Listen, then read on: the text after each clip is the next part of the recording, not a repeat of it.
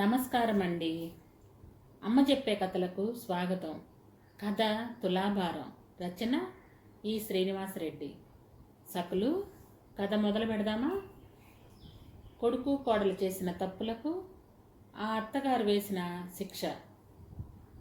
కొడుకు కోడలు నిద్ర లేచినట్లున్నారు. వాళ్ళ గదిలో నుండి అలికిడి వినపడుతుంది. ఉదయాన్నే బెడ్ కాఫీ తాగటం వాళ్ళకు అలవాటు. బెడ్ కాఫీ ఇద్దామని వాళ్ళ గది ముందు నిలబడి తలుపు కొట్టబోయాను. లోపల నుండి ఏవో మాటలు వినబడటంతో గుమ్మం ముందే ఆగిపోయాను.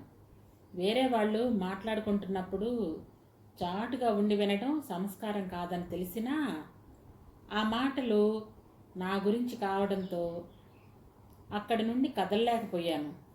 కనీసం పిల్లాడి పాల ఖర్చులకైనా నెలకు ఎంతో కొంత అమ్మకి డబ్బులిద్దాం, కోడల్ని ప్రాధేయపడుతున్నాడు నా ఒక్కగానొక్క కొడుకు.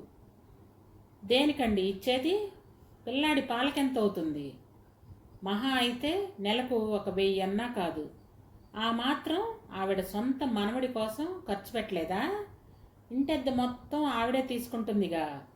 కొడుకు మాట వినడానికి ససేమేర అంటుంది కోడలు. ఇంటి మీద అద్దె ఎంత వస్తుందో నీకు తెలియంది కాదు. నెలకొచ్చే 5,000లో కరెంటు బిల్లు, సరుకులు, పాలు, మందుల ఖర్చులన్నీ కూడా అమ్మే భరించాలి. ఇప్పుడు పిల్లాడి ఖర్చులు కూడా అంటే అమ్మకి కష్టమవుతుందేమో. గట్టిగా మాట్లాడలేక చిన్నగా నసుకుతున్నాడు నా సుపుత్రుడు. ప్రైవేట్ కంపెనీలో అకౌంటెంట్గా పనిచేసే శ్రీవారు అర్ధాంతరంగా కాలం చేయడంతో హైదరాబాదులో ఉద్యోగం చేసే కొడుకు పంచన చేరక తప్పలేదు. కొడుక్కు పెళ్ళయ్యేంత వరకు ఏ బాధ లేకుండా గడిచిపోయింది. తన ఆఫీసులో పనిచేసే అమ్మాయినే ఇష్టపడి పెళ్లి చేసుకుంటానంటే ఒకటే కులం కాకపోయినా పెద్ద మనసుతో సరేనన్నాను. కొడుకు సంతోషం కన్నా ఏది ఎక్కువ కాదనుకున్నాను.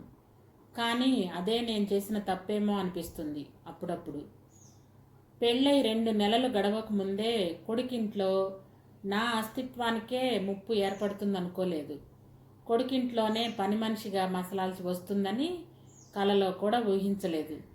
మన పని మనం చేసుకుంటే తప్పేంటని కొడుక్కి చెప్పించి పని మనిషిని, చాకల్ని మాన్పించింది కోడలు. మొదట్లో పనిమంతురాలైన కోడలు దొరికిందనుకున్నా. కానీ ఆ పనంతా నా నెత్తిన రుద్దుతుందని ఊహించలేకపోయాను. పోనీలే, వంట పని తను చేస్తుంది కదా, ఖాళీగా కూర్చునే బదులు నేను ఇంటి పని చేస్తే ఏం పోతుందిలే అని సరిపెట్టుకున్నా. కానీ 4 రోజుల్లో వంట పని కూడా నాకే అప్పగించింది కోడలు. అదేమంటే ఆఫీసులో పని ఎక్కువైందని నా కొడుకే కోడల తరపున వకాల్తా పుచ్చుకున్నాడు. ఇక చేసేదేమీ లేక మౌనంగా ఇంట్లో అన్ని పనులు చేస్తూ పని మనిషిగా బతకటం అలవాటు చేసుకున్నా. కానీ పోను పోను కోడలికి నా ఉనికే ఇష్టం లేకుండా ఉందని గ్రహించాను. చీటికి మాటికి అయిందానికి కాందానికి నా మీద ఫిర్యాదు చేసేది. నా పరిస్థితి కళ్ళారా చూస్తున్న పైకి మాత్రం ఏమీ అనలేని అసమర్థత వాడిది.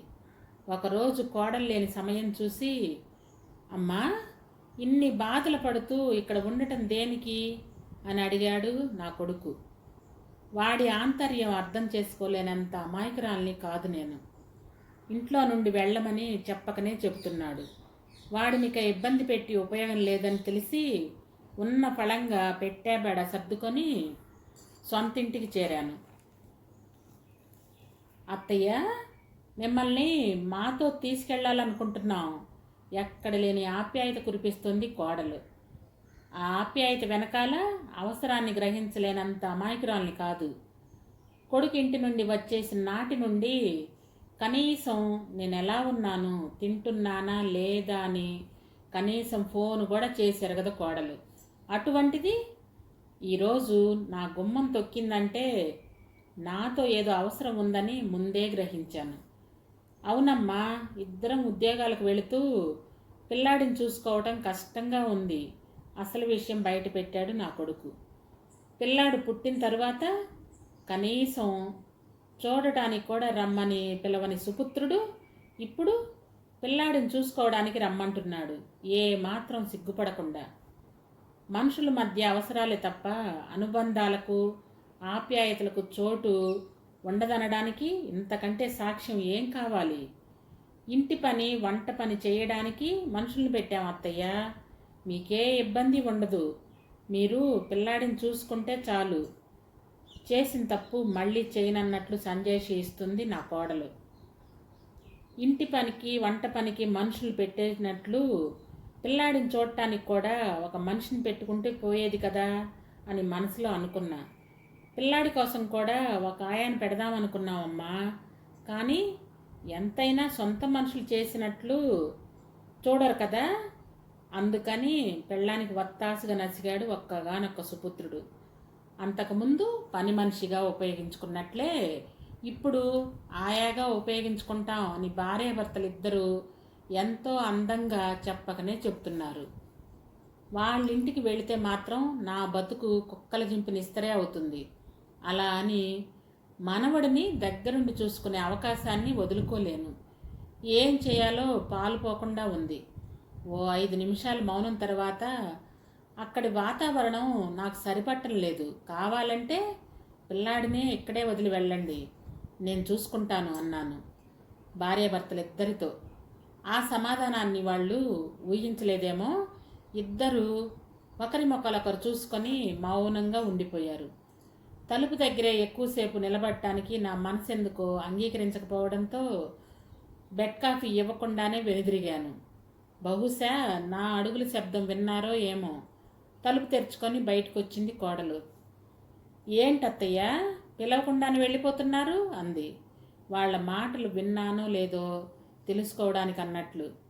బెడ్ కాఫీ ఇద్దామని వచ్చాను, కానీ మీరింకా నిద్ర లేవలేదేమో అని వెళ్ళిపోతున్నాను అన్న నా సమాధానంతో వాళ్ళ మాటలు వినలేదని రూఢీ చేసుకుంది. ఇటివ్వండి అత్తయ్య, ఆయనకు నేను ఇస్తాను అంటూ నా చేతిలోని కాఫీ కప్పులున్న ట్రేని అందుకుంది కోడలు. ఇంతలో నా కొడుకు కూడా గదిలో నుండి బయటకు వచ్చి, అమ్మా, రాత్రంతా ఆలోచించి మేమిద్దరం కలిసి ఓ నిర్ణయానికి వచ్చాం అన్నాడు. నీకు నిర్ణయం తీసుకునే ధైర్యం కూడా ఉందా అందామనుకొని కూడా అనవసరంగా గొడవలు పెట్టుకోవడం ఎందుకని, ఏంటి ఆ నిర్ణయం అని అడిగాను. ఇంతలే కోడలే, అవునత్తయ్య, ఇద్దరం బాగా ఆలోచించాం, పిల్లాడిని మీ దగ్గరే వదిలి వెళదాం అనుకుంటున్నాం అంది. అంతకన్నా వాళ్లకు వేరే దారి లేదని నాకు తెలుసు. మనవడిని నా దగ్గరే వదిలి వెళతారని కూడా తెలుసు. ఎందుకంటే నా కోడల్లాగే వాళ్ళ అమ్మా నాన్నలు కూడా రూపాయి లెక్కలేసుకునే వాళ్ళే. వాళ్ళెటు పిల్లాడిని చూడరు. అయినా ఒక రాయి వేసి చూద్దామనిపించింది. నాకన్నా పిల్లాడిని మీ అమ్మా నాన్నల దగ్గర వదిలితేనే మంచిదేమో అన్నాను. అమ్మా నాన్నలు ఇద్దరూ షుగర్ పేషెంట్లు. వాళ్ళ పనులు వాళ్ళు చేసుకోవడమే కష్టంగా ఉంది. ఇంకా పిల్లాడిని ఏం చూస్తారు అంటూ వాళ్ళ అమ్మా నాన్నల పిసినారితనానికి అనారోగ్యం ముసిగేసింది. అయినా వాళ్ళ దగ్గర ఉంటే పిల్లాడు గారాబంతో చెడిపోతాడు. నువ్వైతే నన్ను పెంచినట్లు క్రమశిక్షణతో పెంచుతావు అంటూ భార్యకు వత్తాసు పలికాడు నా కొడుకు. నేను సరిగ్గా పెంచుంటే నువ్వు తల్లిని దూరంగా పెట్టేవాడివా అనిపించింది మనసులో. రాముడిలా క్రమశిక్షణతో పెరిగే వాళ్ళందరూ ఇంతేనేమో. పెళ్ళి కానంత వరకు అమ్మ మాట, పెళ్ళైన తర్వాత భార్య మాట వింటారు, కానీ తమ బుద్ధికి మాత్రం పని చెప్పరు. అందుకనే మనవడిని మాత్రం రాముడిలా కాకుండా ఎవరినైనా ఇట్టే తన తెలివితేటలతో మెప్పించే కృష్ణుడిలా పెంచాలని ఆ క్షణమే నిర్ణయించుకున్నా. మనవడు నా దగ్గర ఉంటే వాడిని చూడటానికన్నా కొడుకు కోడలు అప్పుడప్పుడు వచ్చిపోతారు. ఇన్నాళ్ళు కొడుక్కు దూరమయ్యాననే బాధ కొంతైనా తగ్గుతుందని అట్టే బెట్టి చేయకుండా మనవడిని నాతో అట్టి పెట్టుకోవడానికి ఒప్పేసుకున్నా. నా అంగీకారం తెలుపుగానే భార్యాభర్తలిద్దరూ సంతోషంగా తిరుగు ప్రయాణమయ్యారు. కానీ పిల్లాడి ఖర్చుల గురించి మాత్రం ఒక్క మాట కూడా మాట్లాడలేదు. ఆ రోజు నుండి మనవడితోనే నా లోకం అయింది. అంతకుముందు పగలంతా ఏం చెయ్యాలో తోచేది కాదు. ఇప్పుడు మాత్రం మనవడి పనులతోనే క్షణం తీరికుండకుండా ఉండి ఆర్థికంగా కొంత భారం నా మీద పడినా వాడి బోసి నవ్వులు, వాడి ఆటపాటలతో ఆ భారం నాకు బాధ అనిపించలేదు. ఇష్టమైన వాళ్ళ కోసం ఎంత కష్టమైనా ఇష్టంగానే భరించాలనిపిస్తుంది. అదే ఇష్టం లేనప్పుడు అయిన వాళ్ళు భారంగానే అనిపిస్తారు. కోడలికి నేనంటే ఇష్టం లేదు కాబట్టే నేను ఆ రోజు భారంగా అనిపించాను. లేకపోతే ఒక మనిషికి 2 పూటల పట్టెడు అన్నం పెట్టడం పెద్ద కష్టమేమీ కాదు. పైపెచ్చు భార్యాభర్తలిద్దరూ సంపాదించే వారికి అసలే మాత్రం కాదు. మనవడిని చూడటానికి ప్రతి 15 రోజులకు ఒకసారి వాడి నాన్న, అదే నా సుపుత్రుడు వచ్చిపోతున్నాడు. నెలకొకసారి కోడలు కూడా వస్తుంది కొడుకుని చూసుకోవడానికి. వాళ్ళు రావడం వల్ల నాకు కూడా కొడుకు కోడలు దూరంగా ఉంటున్నారనే భావన దూరమయ్యింది. కాలం ఎవ్వరి కోసం ఆగదు కదా. ఇట్టే 2 ఏళ్ళు గడిచిపోయాయి. మనవడి సాంగత్యంలో నేను ఒంటరిననే ఆలోచన పూర్తిగా తొలగిపోయింది. కొడుకు కోడలు నన్ను చూడట్లేదనే బాధ కూడా మాయమైపోయింది. ఎప్పటిలాగే పిల్లాడిని చూడటానికి కొడుకు కోడలిద్దరూ వచ్చారు. వచ్చిన ప్రతిసారి వాడిని అమ్మేది, నాన్నేడి అంటూ వాళ్ళని గుర్తుపడతాడా లేదా అని పరీక్షలు పెట్టేవాళ్ళు. వాడు మాత్రం ఏమడిగినా నా వంక చూస్తూ నా దగ్గరికి పరిగెత్తుకుంటూ వచ్చేవాడు. ఇప్పుడిప్పుడే వాడు వచ్చి రాని మాటలు మాట్లాడుతున్నాడు. అమ్మా అనమని కోడలి పిల్ల బలవంతం చేసిన ప్రతిసారి నాని అనేవాడు నా వంక చూస్తూ. నాన్న అనమన్నాడు, నాని అనేవాడు. వాడికొచ్చిన ఒకే ఒక పదం నాని. అమ్మ నాన్న అనడం లేదని వాడి మీద కోడలి పిల్ల చేయి చేసుకున్న సందర్భాలు కూడా లేకపోలేదు. ఎందుకమ్మా అభంశుభం తెలియని పిల్లాడిని కొడతావు? వాడే చిన్నగా నేర్చుకుంటాడు అని అడ్డుపడేదాన్ని. వాడిని ఇలాగే వదిలేస్తే రేపు మేము ఎవరమో చెప్పుకోవాల్సిన పరిస్థితి వస్తుంది అనేది కోడలు కఠినంగా. అవునమ్మా, వాడు నిన్ను తప్ప మమ్మల్ని అస్సలు గుర్తుపట్టడం లేదు. నువ్వు వాడిని ఇలా పెంచుతావు అనుకోలేదు అంటూ నా కొడుకు నెపం నా మీద తోశాడు. అలాగైతే తీసుకెళ్ళండి వాడిని, మీరే పెంచుకోండి అన్నాను కాస్తంత ఆవేశంగా. చేయని తప్పుకు దోషిగా నన్ను నిలదీశారని. అవునండి, ఎటు వాడికి 2 ఏళ్ళు దాటుతున్నాయి. ప్లే స్కూల్లో చేర్చుకుంటారు, మనతో పాటు తీసుకెళ్దాం అని భర్తకు ఆదేశాలు ఇచ్చింది కోడలు. అరే, అనవసరంగా తొందరపడ్డాననిపించింది. వాళ్లకు లేని ఆలోచనను తెప్పించినందుకు నన్ను నేనే తిట్టుకున్నాను. ఇప్పుడేంటి చెయ్యడం? కొడుకు కోడలు అన్నంత పని చేసేలా ఉన్నారు. మనవడిని వదిలి ఒక్క క్షణం కూడా ఉండటం నా వల్ల అయ్యేటట్లేదు. ఆ రోజు రాత్రి మనవడిని తీసుకెళ్ళిపోతే ఒక్కదాన్ని ఎలా ఉండాలి అనే ఆలోచనలతో నిద్రే పట్టలేదు. చివరకు తెల్లవారుజామున ఒక ఆలోచన రావడంతో మనసు స్థిమితపడి నిద్రలోకి జారుకున్నా. ఏంటమ్మా, ఇంకా లేవలేదా? బెడ్ కాఫీ లేనిదే నీ కోడలు మంచం కూడా దిగదు అంటూ కొడుకొచ్చి నిద్ర లేపేదాకా మెలకు రాలేదు. కాఫీ పెట్టడానికి వంటింట్లోకి వెళుతుంటే వెనకాలే వచ్చాడు నా సుపుత్రుడు. నేను కాఫీ కాస్తుంటే వాడు గుమ్మం దగ్గర నిలబడి, అమ్మా, పిల్లాడిని ఇంకా ఇక్కడే ఉంచి నీకు భారం చేయదలుచుకోలేదు, మాతో వాడిని తీసుకెళ్తాం అనుకుంటున్నాం అన్నాడు. నాకు పిల్లాడు భారం అని చెప్పలేదే మీకు, సూటిగా అన్నాను. ఎప్పుడు వచ్చిందో ఏమో కోడల పిల్ల. అది కాదు అత్తయ్యా, ఇంకా ఇక్కడే వాడిని వదిలేస్తే మమ్మల్ని మర్చిపోతాడేమో అని భయమేస్తుంది. అందుకని మా ఊళ్ళో ప్లే స్కూల్లో వేద్దామని తీసుకెళ్ళాలనుకుంటున్నాం అన్నది బెడ్ కాఫీ అందుకుంటూ. మనవడితో పాటు నన్ను కూడా రమ్మంటారేమో అని ఆశపడ్డాను. కానీ వాళ్లకు ఆ ఆలోచనే లేనట్లుంది. ఎంతసేపు పిల్లాడినే తీసుకెళ్తాం అంటున్నారు. ప్లే స్కూల్ అంటే నెలకు 2-3 ఏళ్ళన్నా అవుతుందేమో అన్నాను. కనీసం ఖర్చన్నా గుర్తు చేస్తే భయపడి పిల్లాడిని వదిలి వెళతారేమోనని. 2-3 వేలు ఏ మూలకమ్మా? ఈ రోజుల్లో పైపెచ్చు అది international school. Admission fees, tuition fees అన్నీ కలుపుకొని ఏడాదికి 2-3 లక్షలన్నా అవుతుంది గర్వంగా చెప్పాడు సుపుత్రుడు. సరే, మీరు అన్నీ చూసుకునే వచ్చినట్లున్నారు, నేను మాత్రం ఎందుకు కాదనాలి? ఓ 5-6 లక్షలు ఇచ్చి మీ పిల్లాన్ని మీరు తీసుకెళ్ళండి అన్నాను గుండె ధైర్యం చేసుకొని. నా నుంచి ఊహించిన సమాధానం రావటంతో ఈ మాటలు అర్థమయ్యాయో లేక అర్థం కానట్లు నటిస్తున్నారో భార్యాభర్తలిద్దరూ ఒక్కసారిగా 5 లక్షలేంటి అన్నారు.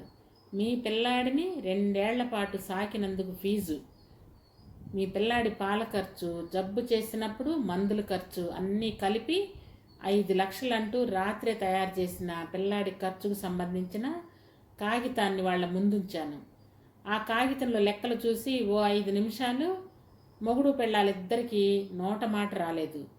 కొయ్య బొమ్మల్లా చేష్టలుడికి అలాగే నిలబడిపోయారు. కోడలే ముందుగా తేరుకొని, మనవణ్ణి పెంచినందుకు కూడా డబ్బులు లెక్కగట్టే అత్తగారిని మిమ్మల్నే చూస్తున్నాను అంది, ఊపిక వస్తున్న కోపాన్ని ఆపుకుంటూ. ఇంట్లో అత్తగారి ఊరికినే పడి ఉంటుంది.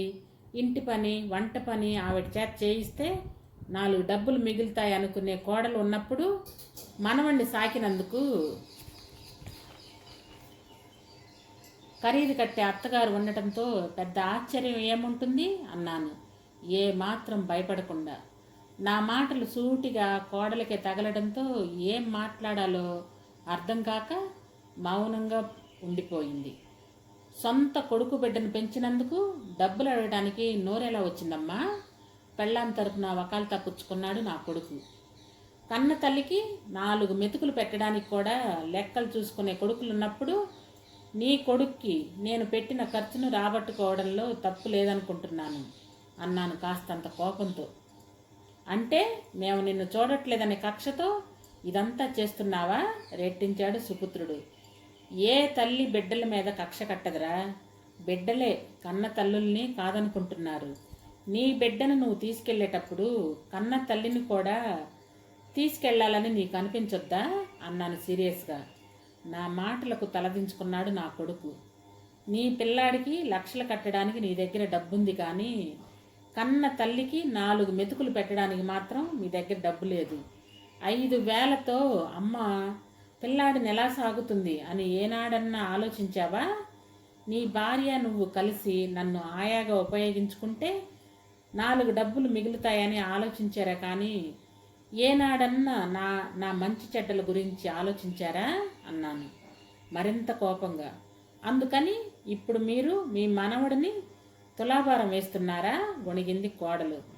తులాభారం వేసేదాన్ని అయితే నన్ను మీ ఇంటి నుంచి గెంటేటప్పుడే నీ మొగుణ్ణి పెంచి పెద్ద చేసినందుకు పరిహారం అడిగి ఉండేదాన్ని. రుణానుబంధాలు మర్చిపోయి కేవలం డబ్బుతో మాత్రమే జీవితాలు గడిచిపోతాయి అనుకునే మీలాంటి వాళ్లకు కనువిప్పు కావాలనే నేను పిల్లాడి కోసం పెట్టిన ఖర్చులు ఇమ్మని అడిగాను. అంతేకాని ఆప్యాయతలను, అనుబంధాలను రూపాయి నోట్లకు అమ్ముకునే వ్యాపారిని కాదు అని గట్టిగా సమాధానం చెప్పాను. నా మాటలు విని భార్యాభర్తలిద్దరూ తలదించుకున్నారు. వాళ్ళు తలెత్తే లోపే మనవడిని తీసుకొచ్చి వాళ్ళ ముందు నిలబెట్టి, తీసుకెళ్ళండి, మళ్ళీ ఎప్పుడు నా గుమ్మం తక్కకండి అన్నాను.